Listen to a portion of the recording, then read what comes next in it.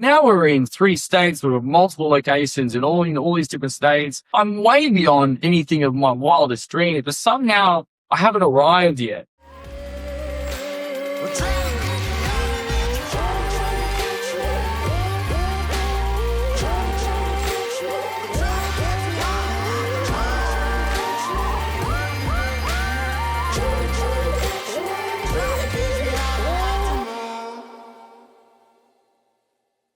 Today's guest, what a cool ass name, Justin Giuffrida. It's Giuffrida.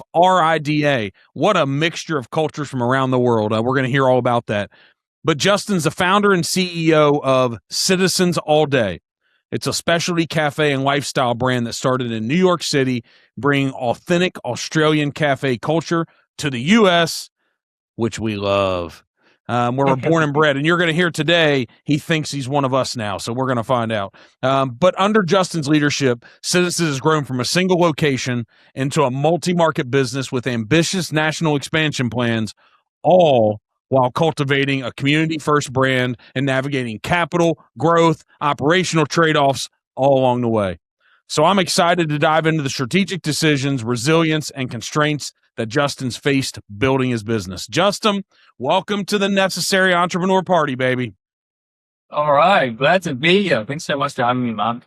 Yeah, man, 100%. So all the way from Australia, all the way to New York City, and now in Texas, the brand must be growing. And so we use these terms, community first, a community first brand.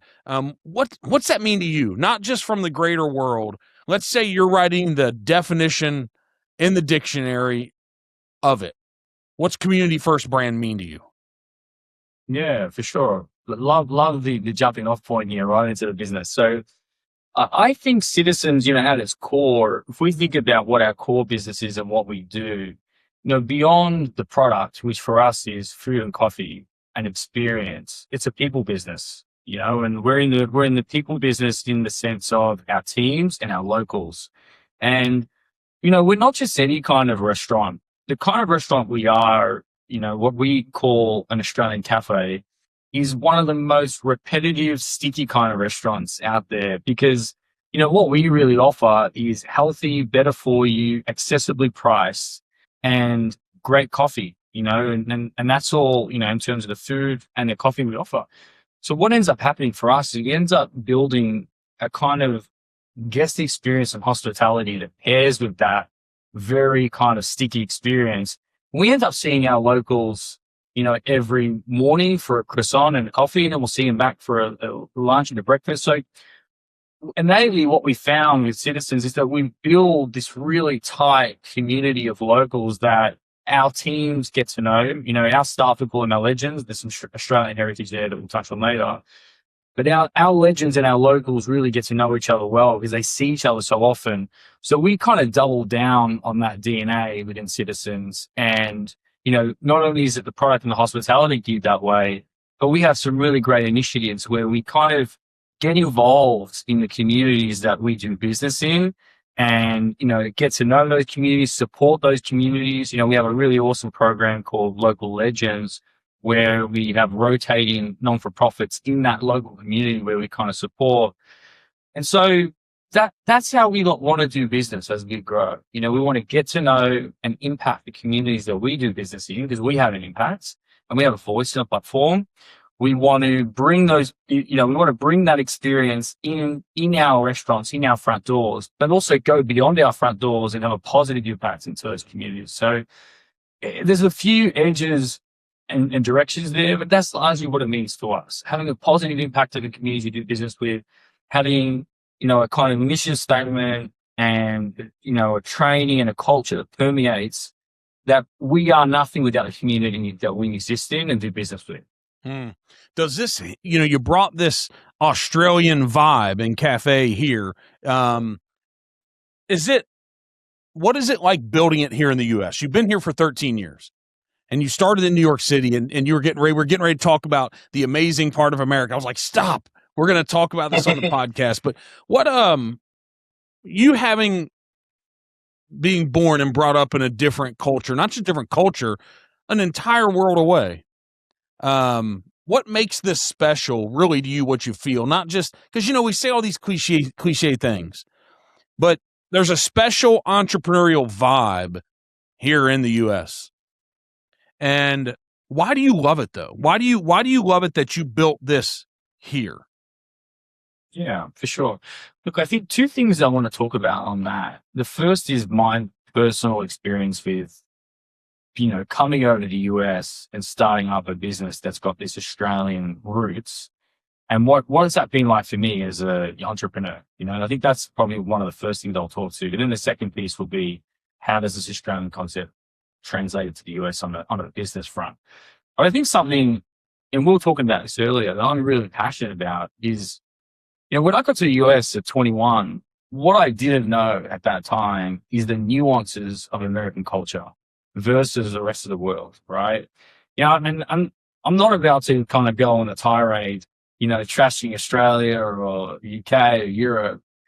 But what I love about America that's uniquely different, and for someone who's born and raised in America, maybe they don't have this perspective in full because they haven't had the contrast, the other side of it. But one thing America does well is, the American dream. What is the American dream? The American dream is just damn fiery, audacious dreaming. And yes, you have dreamers all over the world. That's true. But America really, and the culture here, really champions having a go at it. And they'll champion you if you win, or they'll champion you even if you don't win. But they'll just champion you just simply having a damn go of thing. And I love that because I don't think, sometimes Australia can be a little more kind of conservative and a bit more, at times or in moments pessimistic with that level of, having a go and entrepreneurship. And, these are pretty broad comments out there, but, there's something that I've heard, about Americans, which is they want to champion you and they want you to succeed, for the passion of it. But if you win, they want you to take them with them in some fashion, right? Whereas I think sometimes other parts of the world, people don't necessarily want you to win because you're going to leave them behind, and that's a mentality thing. It's a really cultural mentality thing. So what I found coming here at 21 was I was just completely drunk off that culture. And it was one of the perfect places to be in New York City for a 20-year-old, because when you're in your 20s, hey, you're blissfully naive, but you're soaking it all up, and I think, I don't know if I would have become the same person or had the same success if I did this back in Australia. So, now at 34, I've spent the last decade plus in America building a business, getting to know some absolutely phenomenal people, having great conversations like this with folks like you. And it's informed who I am, So, does my passport say I'm American? No, it doesn't. It's still got the Australian stamp and the accent. But I tell you what, my spirit, it's got a real American flair to it these days. And I love it. And I'm really proud of that part of it. We're not allowed to, I've never invoked this in the couple hundred episodes we've had, but Arnold Schwarzenegger put out a documentary a few years ago. I think it was called Arnold. I don't know if you watched that. But he talked about him growing up in Austria, and you talk about Australia and kind of the British, you talk about that more positive, but he said he never felt like himself until he came to America. And when he landed, he said, it's almost like I found myself. And I wonder if it's some of the same feeling, because maybe when you put your boots on the ground here, it feels like there's more options. There's more opportunity. Maybe you can go truly find yourself and try things. And I think what we talked about, what you said is, we champion you when you're winning. But what we do is and we'll knock you down. That we will knock you down.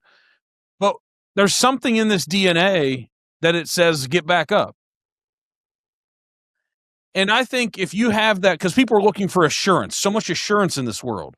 I can't tell you the assurance of the outcome, but the assurance is that this culture does not just allow you to, it asks you and creates an environment for you to get back up. And that assurance, when you're starting out in these entrepreneurial endeavors, that probably gives you a little bit more, I don't know, thought that it's going to be okay. Yeah, absolutely. Not.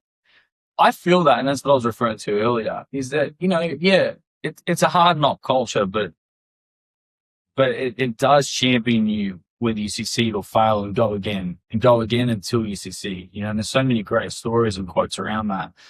And like, you refer to it as well. One thing about Austria or Australia is that they're a fraction of the size of the US, and so you come here with you come here with an idea and a dream and these aspirations, and it's possible at a scale that I don't think you could have never kind of dreamt of back in your home country as well. That size and scale brings so many success stories. I was reading this interesting stat recently which is the UK has as many kind of, top 10 elite universities versus the US. They're pretty even ranking on some of those elite, kind of universities and college systems. Cambridge and yeah. But the US produces almost 10x the amount of, successful top tier entrepreneurs compared to the UK. So statistically, you're going to try to work out, why is that? How does that come to?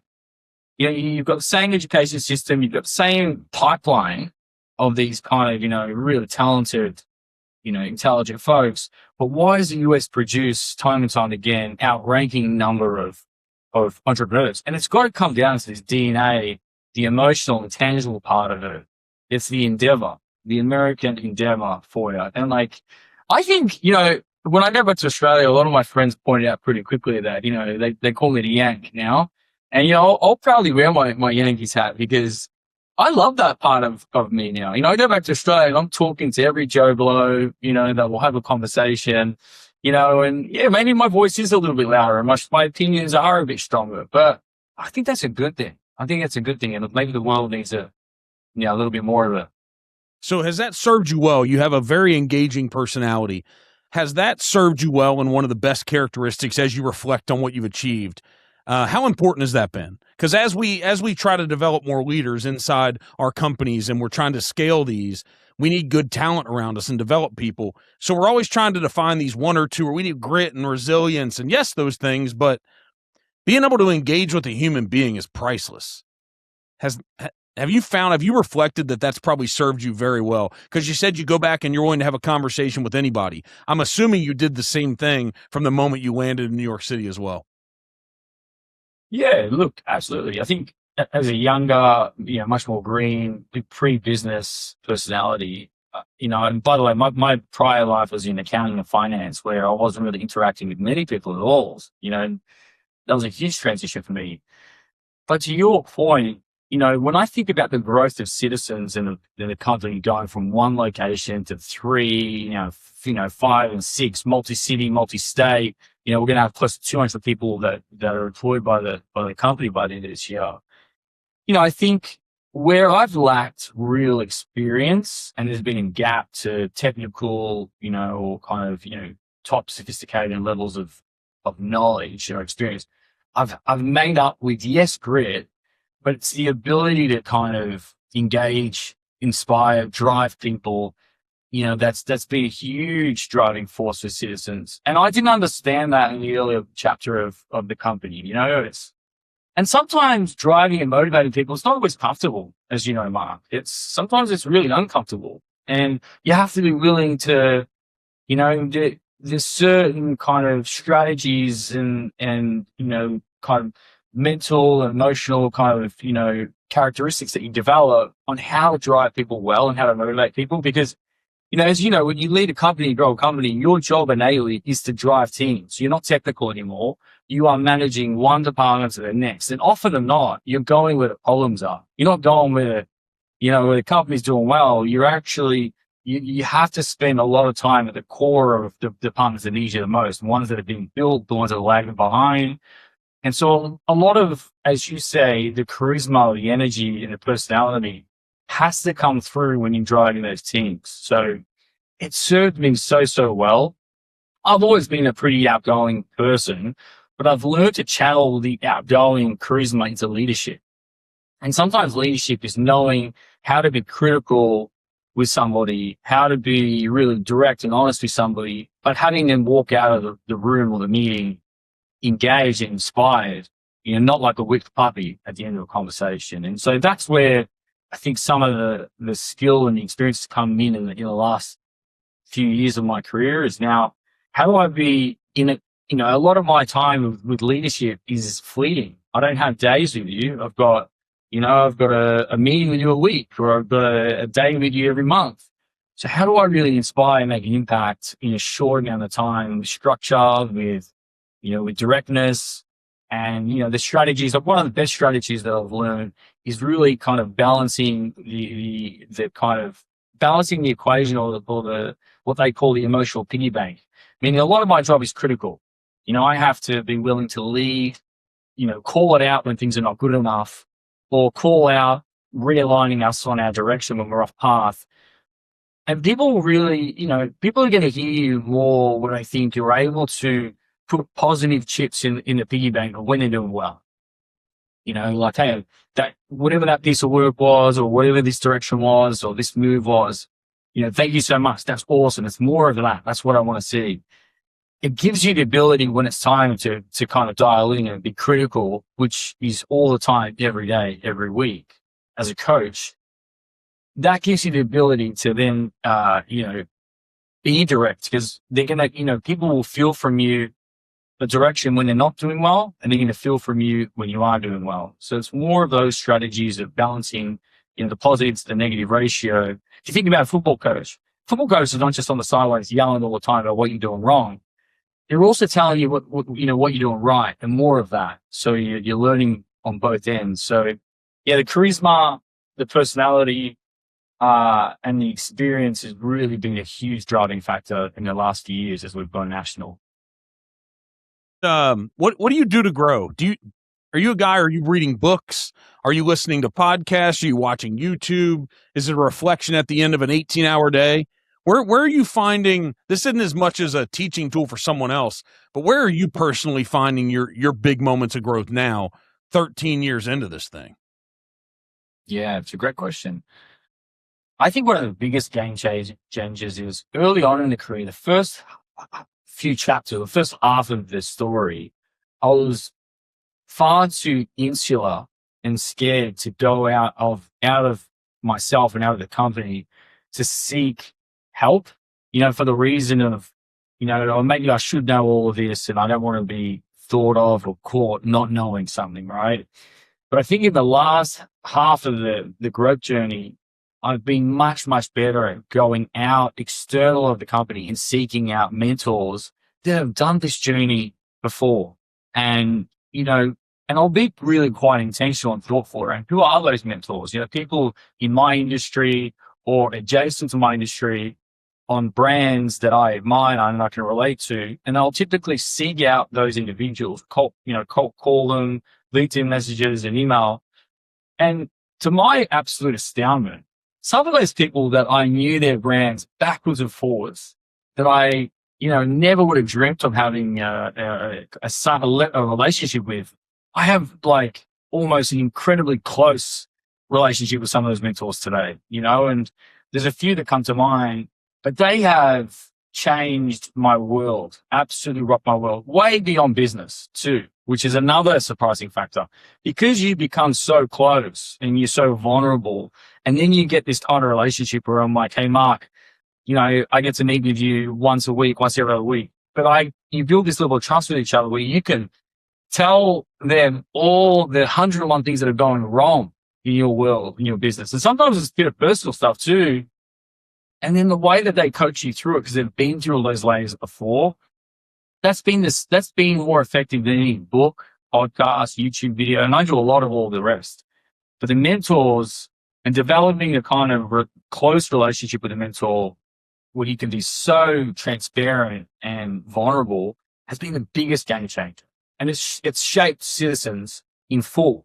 What you get from me and what you hear from me on today's call, or if I'm in a boardroom meeting or a leadership meeting, so much of that comes from my mentors. If you knew my mentors, you'd be like, oh, I can see that talk or that language, So I mean, the strategy, the way the leader that I'm becoming, I think mentors, and I wish I knew that earlier in my career, and I want to even double down on that more now that I'm talking to you about it.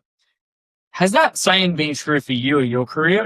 Have you got a lot out of mentors in your journey as well? Absolutely. You know, that question that a lot of people ask, who's the one person that made the biggest impact? I don't have one. Um, I think what I've probably done properly, and it's evolving the older I get, to your point as well, is that I'm stepping outside of the peripheral, I guess, or I'm getting outside of my own bubble. And that's what you spoke to, right? And walking into those rooms, because everyone does look at us as having the answers and so secure, and we know what we're doing, and being willing to go in a room and starting to listen. But what I found is that's when I'm learning the most. We read the books and it says, where they're like, hey, you need to go into rooms where you're not the smartest. Well, that doesn't feel right when you hear it, right? And initially, as an entrepreneur, that's like, what are you talking about? That doesn't. But then when you put yourself in the room and you're quiet and you're listening, and if you can settle into that moment, they become the most impactful. And so I don't think it's just from an individual, but yes, but it is from the rooms that I'm putting myself into. And because if you put yourself into a room of 6 or 8 or 10 people who have accomplished significant things, their journey, their perspective, and currently what they're learning, we use this word priceless, but it's priceless. You couldn't pay an amount that's worth to have access to. So, mentorship gets better the deeper the relationship goes, because what you want to have to do is not provide context every conversation, to your point. Yeah, right. correct. And so, and what you'll find is, what I've found the best mentors, and I think I've tried to take away, is zero judgment. There's zero judgment about decisions that were made, about failures that happened, about maybe something that I got completely wrong, because the people that have been there in the past, they know at the end of the day, whatever their hardest day in business was, they survived it and they kept going. And so if they can approach us, and we can do the same thing for people we're mentoring, with zero judgment, but just sitting in the thing, whatever happened, the experience, you can have significant growth moments in there. So I'm fine, but I'm not just finding it from the past. Everything's compounding for me now. So I don't know what your experience. I mean, I'm taking those things. I'm just so much better in every moment, from all of the mentorship, from all of the rooms that I've been in. And the more valuable become, the more value you receive in life. So it's a long answer to your question, but it's a yes. But it's not any one person. It's just putting myself in rooms of highly capable people that are taking serious action in their life to do big things. I love that as well. I think, to your point, maybe in the beginning it was 1 or 2 mentors, and over time, I've gotten better about asking, who else should I speak to from some of the, those great people had mentors, networks of trees themselves. And a lot of the time now, I mean, one of the better questions I'm asking at the end of those great calls is, Mark, who else should I speak to on this issue or this topic? And they're so, the thing about great mentors is they know other great people too. And they're so quick to just connect you with, go speak to X and Y. They've dealt with this situation before. They'll give you their angle on it. And so that's been huge. And, I don't know about you, the mentor relationship is so interesting, because how often do I get on the phone with a friend, or, like even a family member to some extent, and they say, hey, how's it going? And I say, not good.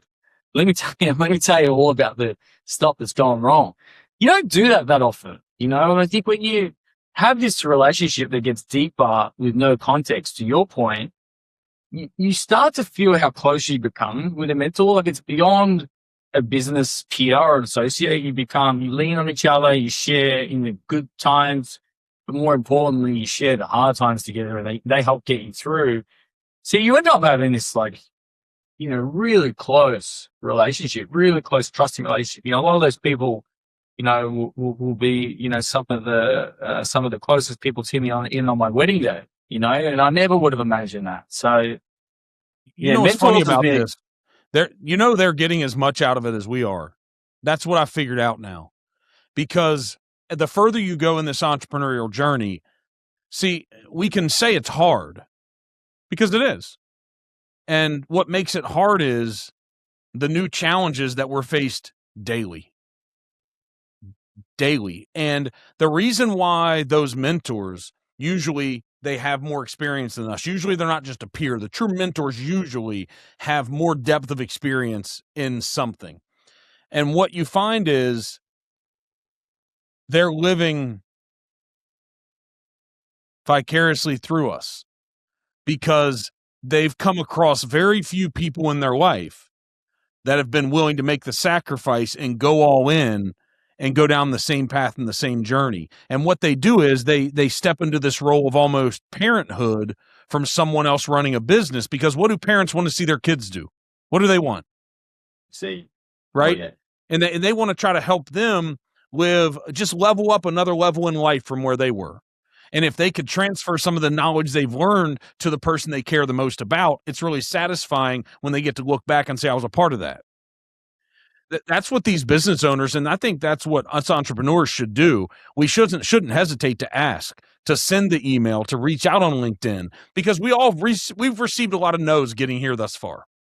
A lot. And so don't be scared of them then. They might not have even seen the email or seen the message, but they are so willing to show up, and it is refreshing to them. I see it every day. So, yeah, don't be afraid to the person who wrote the book, the person that you saw speak on stage. But a question I'd have for you, have you gotten the most value of people in your industry or outside of it? Question. I think for me, I think definitely people inside my industry, but not always a hard and fast rule though. So most of the people, most of those folks I'm referring to are restaurant growth CEOs that have gone through it and understand the nuances. But then again, I've got other relationships that are adjacent. They could be within finance, or they could be within kind of, a creative start world that help see the problem from an angle that I don't think we would be looking at it from. They help see around corners because they're thinking about the problem in a completely different way. And so to you made this point just a touch earlier. If it's a really important problem or hurdle that I'm thinking about, I'll bring that to not just one mentor, but to two or three. And it almost becomes like looking through a prism, because you've got people looking at it like, you might have someone like Justin or Mark looking at it from this one operational angle. And then you'll talk to somebody, from finance or creative that come at it from a real analytical or creative angle. And so, more and more these days when I'm dealing with something really important, I go to like two or three people, and I often get two or three pretty different answers too. And it doesn't mean that they're better or worse, but it helps me think about things from just multiple angles. So yeah, mostly my industry, because I think a lot, 80% of what I deal with is really focused. I get up every day and I go to bed thinking about this growth pipeline and my goal. I've got a really sharp goal in my mind. And so I'm really focused on this roadmap and pathway that people in my industry have just walked that path, 100 times before. One other thing I wanted to add to the mental conversation, which I love this. I love that we've gone into this, is one thing I did in more recent years that has really sharpened me up has been instituting like an advisory board. Now, your company, your business doesn't have to be a publicly traded company. It doesn't even have to be a mid-tier or a large company. Even a lot of our small businesses, a really great structured way of putting in guardrails to what you do and getting some good advice is putting an advisory board in and around you, and pick 4 people that mentors that are in or outside of your industry, and have some kind of structure for them where once a quarter, twice a year, you bring them together and talk about the 5 things that are working and the 5 things that are not working.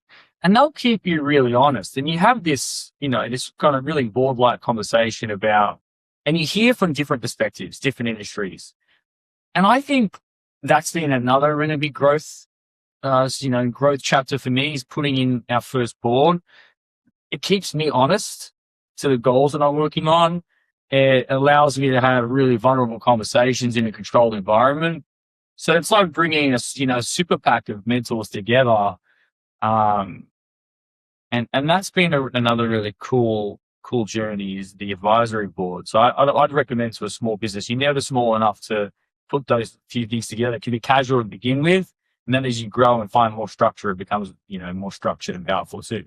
That's one of the, if you see, we shouldn't worry about just net worth and all that, but when you have people that you're around that are billionaires, right? And if you have access to those people, if you could go to lunch with them, you're going to have some success before that person's going to let you in their world. However, if you have access to it, that's from one particular person I'm thinking of. That's the best advice he ever gave me, what you just talked about.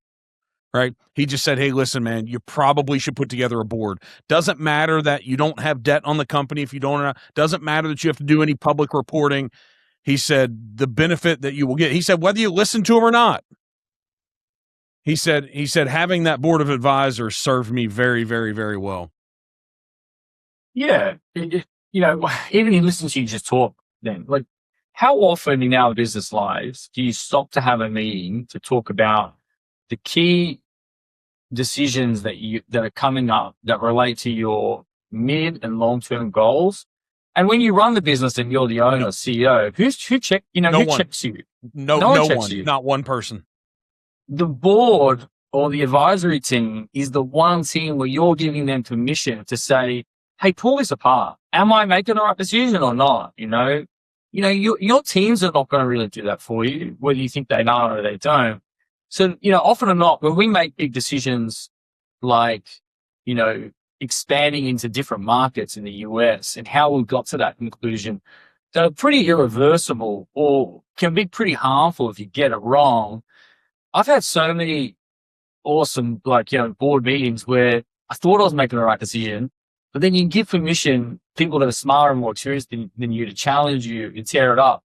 And I've gone in a complete different direction. And I look back now and think, geez, really grateful that I had that conversation because the whole company could have, gone differently from that little point on. And you apply that to real estate, you apply that to finance, you apply that to, some key personnel that you're dealing with or key challenges you're dealing with. They've saved me a lot of time, money, and possibly, grown the outlook of the company tenfold. So that's another key piece. So the next part of entrepreneurship is to know when to listen, because we got to be honest about this entrepreneurial journey.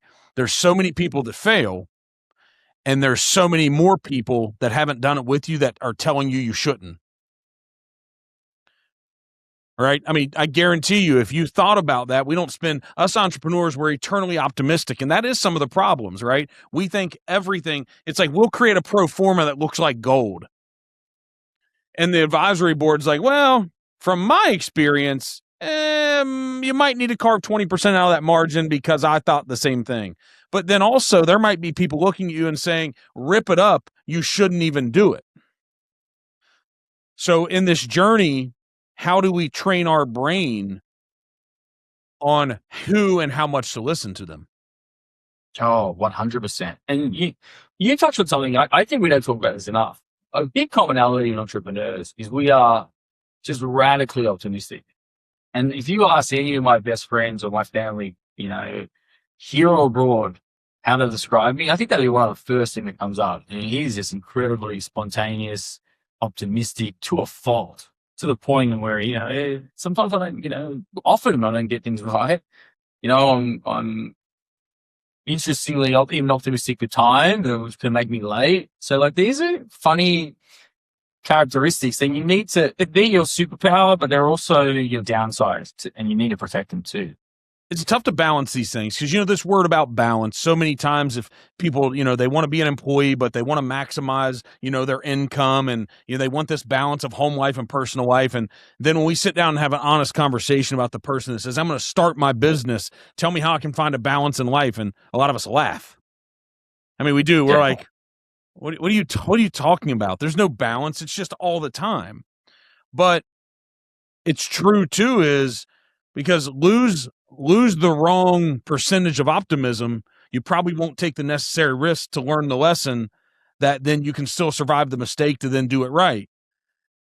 because too much pessimism will cause you not to do it and not to take action, which won't lead you to the end to accomplish the thing you want. So, boy, as we talk about it, this journey's tough.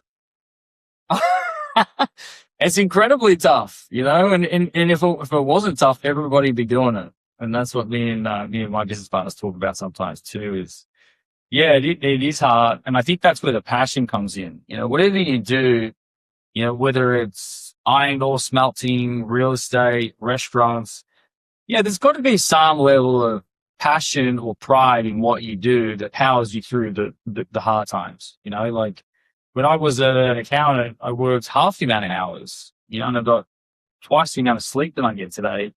Somehow I've got twice the amount of energy despite that, and there's a lot of excitement for what I do.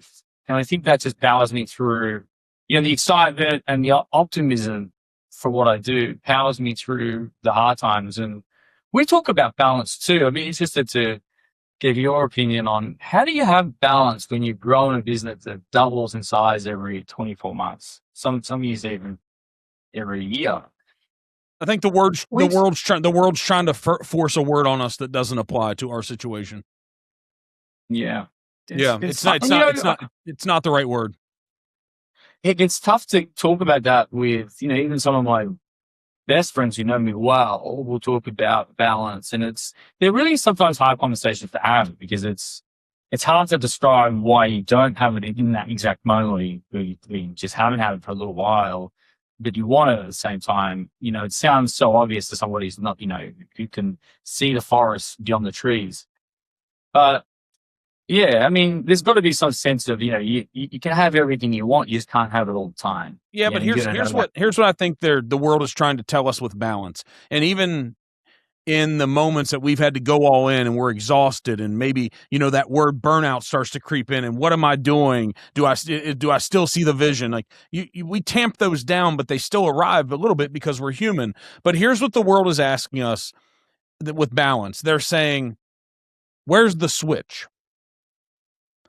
When you're running businesses, until you've built a behemoth, you don't get to have a switch at any time for any day, for any week, for any month. You don't get to turn the light switch off and go home. Because when you're the entrepreneur, when you turn the light switch off at one of your cafes, there's the business still to run. There's the inventory, there's the HR, there's all the accounting, there's everything. And your brain, every moment that you're awake, even if you're out in an event and you can be black tie, there is some text, there's some email, there's something on your brain that's critical for that business that is there. And so the balance they're talking about is saying, well, what time can I switch that off, that priority and that pressure off, and flip on the part of life that I want to balance? And my message is never. Never. And so what you do have to find is, that's why this passion creeps in. What we have to find, what is essential is to just say, you have to find a way to have it all flow at all times together. Yeah, I love that. When you're on the surfboard, man, you were in Australia a couple weeks ago, right? I bet that when you were surfing, I don't know if it was for a couple hours. I don't know how often you would do it. I would assume a couple hours, 2 or 3 hours. Mm-hmm. Yeah. I bet there were moments on the walk to the beach that you're in the ocean, you're on the wave, you're falling off, or at the end of the day. I'm assuming that entire time, and if so, you've conquered it. I'm assuming that entire time wasn't just there mentally. There's probably, see, that's what I'm talking about. And so what entrepreneurship gives us, though, it does give us more freedom in life to do more things altogether. Absolutely. And you just phrased it. This is such an interesting topic, right? I think these are the kind of conversations you have with mentors that completely, calm you down and humanize the whole thing. Like, oh my God, you're going through this as well. To a certain extent, awesome. There's something really relieving to know that, yeah, that is the journey. It's up, down, it's sideways, it's all the time. And I think when you talk to mentors and they talk about having those hard phases or periods where balance is just completely out, and you can understand that and get comfortable with that, then you start to just accept the journey, and something really cool happens where when you accept it, you stop thinking about how your life hasn't begun yet. Because I think there's a dangerous part of entrepreneurship that you get your mind into these places of, I will be happy when this thing happens. And for me, it was like, I'll be happy when I have one location up and running. I told myself that. And then it became, I'll be happy when I have two locations, when I'm in another state. Well, now we're in 3 states with multiple locations and all these different states. I'm way beyond anything of my wildest dreams, but somehow I haven't arrived yet. Somehow life hasn't started yet. And that's the little mental, hurdle that I'm now finally kind of learning to get around of, your life has started. You have arrived. Enjoy it as much as you can. You're going to have days that are, really hard. You're going to have weeks that are really hard.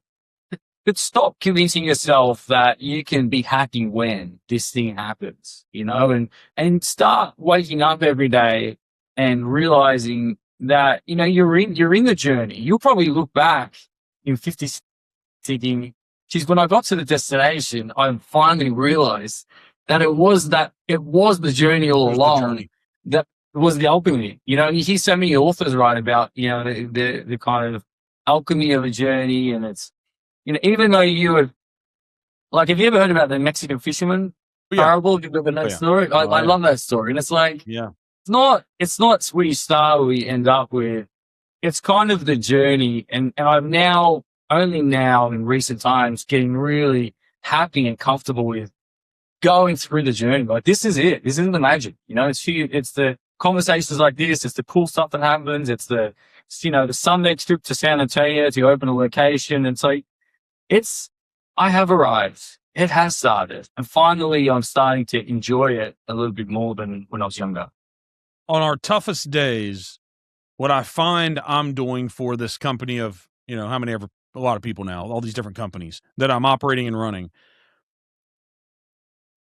I tend to fall back on this one statement to everyone. I look at them and I'm like, hey, y'all, this is why we get paid big bucks.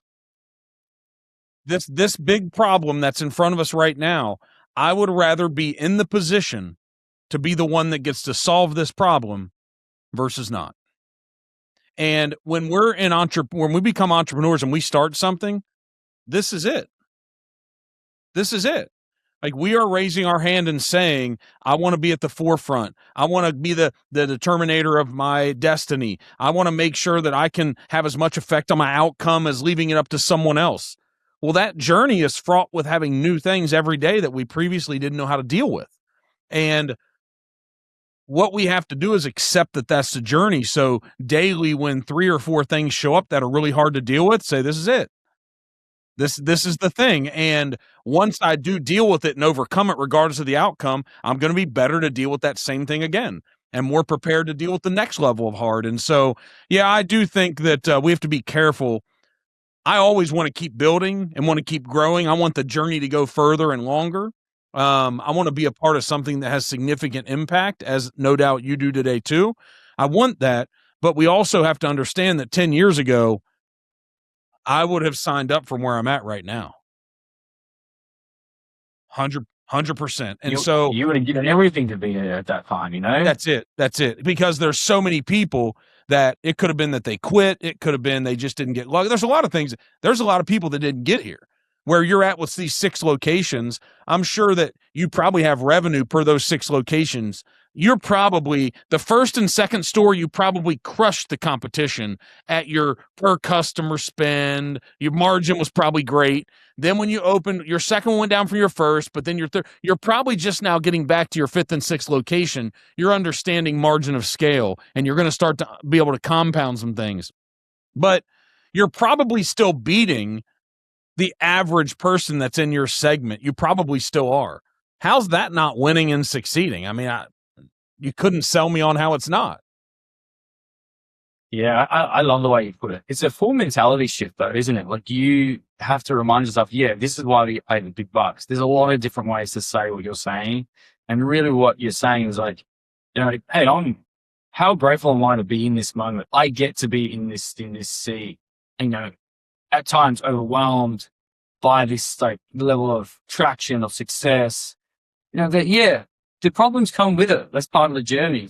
But this is what I always dreamed of. You know, when I was an accountant sitting at that desk for, you know, those couple of years, I'd been dreaming of being in this seat, and now I'm here.